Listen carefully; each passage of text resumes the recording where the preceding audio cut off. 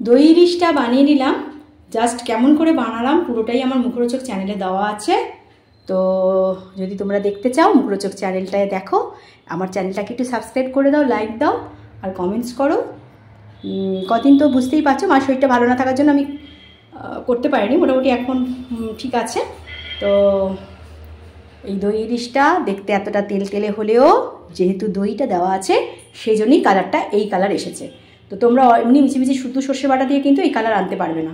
তো একটু যদি টক দই না মেশাও, তো টক দইটা কখন মেশাবে, কিভাবে মেশাবে, বা টক দইটা কখন মেশালে ফাটবে না, সবই আমার মুখরোচক চ্যানেলে আমি শেয়ার করে দেবো। তো চলো, ভালো থেকো বন্ধুরা সবাই, বাই।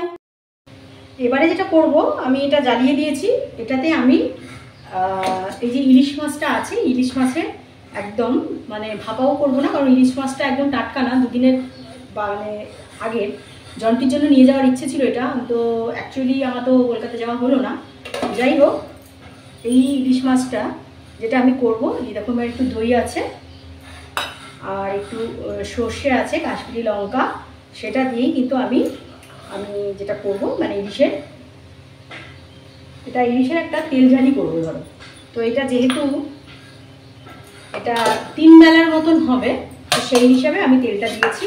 তো এই তেলটা জাস্ট গরম হবে, তেলটা গরম হয়ে গেলে আমি মাছগুলো একটু সাজিয়ে দেবো, কারণ একটা মাছের মাথাটা আছে, এটাকে একটু ভালো করে না ভাজলে ভালো লাগবে না। তো মোটামুটি একটু তেলের উপর না নেড়ে নিলে এটা হবে না।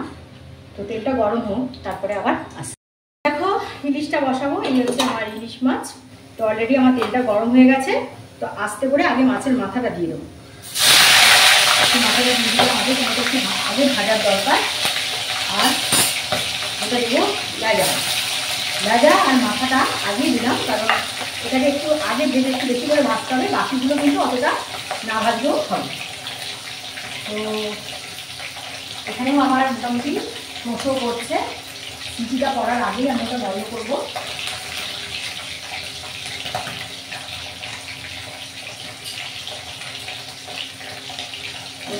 এবারে ইলিশটা করে নিই। এবারে আমি পরপর মাছগুলো এর মধ্যে সাজিয়ে দেব। প্রচণ্ড তেলটা ঠিক করছি আমি, বরফের মধ্যে ছিল তো।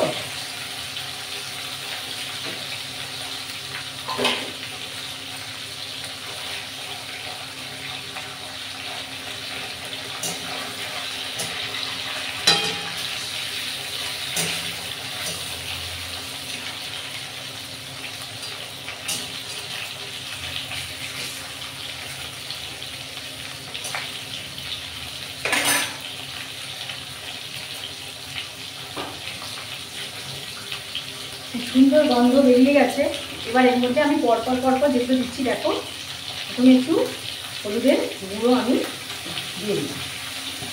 ওটা এবারে সমস্যা হয়ে গেছে, এটা বন্ধ করে দিলাম, চিঠি পড়ে গেলে কিন্তু ভালো লাগবে, এটা বন্ধ করে দিচ্ছি। আচ্ছা, এবারে হলুদ গুঁড়ো দিয়ে দিলাম। এবারে যেটা দেবো, এবারে আমি একটু দিয়ে দেবো কাশ্মীরি লঙ্কার গুঁড়ো।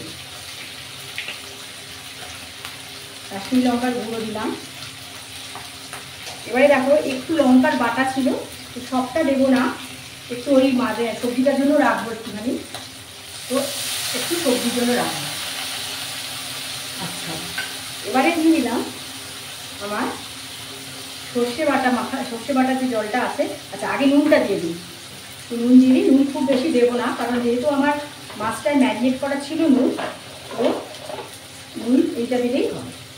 এটা আমি চামচি দিয়ে নয়, হাত দিয়ে দিলাম, কারণ হাতটা না দিলে আমার ঠিক বুঝতে পারি না। সঙ্গে দিয়ে দিলাম সর্ষে বাটা।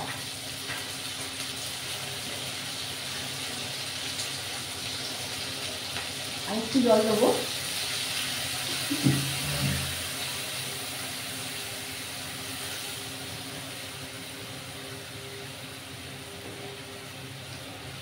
এইটা আমি এখন জাস্ট আস্তে করে আলতো করে ঢাকা দিয়ে রেখে দেবো। এটা আরেকটু ভাপা হয়ে গেলে তারপরে এই যে আমার টক দইটা আছে এটা অ্যাড করবো, এবং তারপরে আরেকটু কাঁচা লঙ্কা চিড়ে আর একটু যদি তেল লাগে দিয়ে আমি আমার রান্নাটা শেষ করব।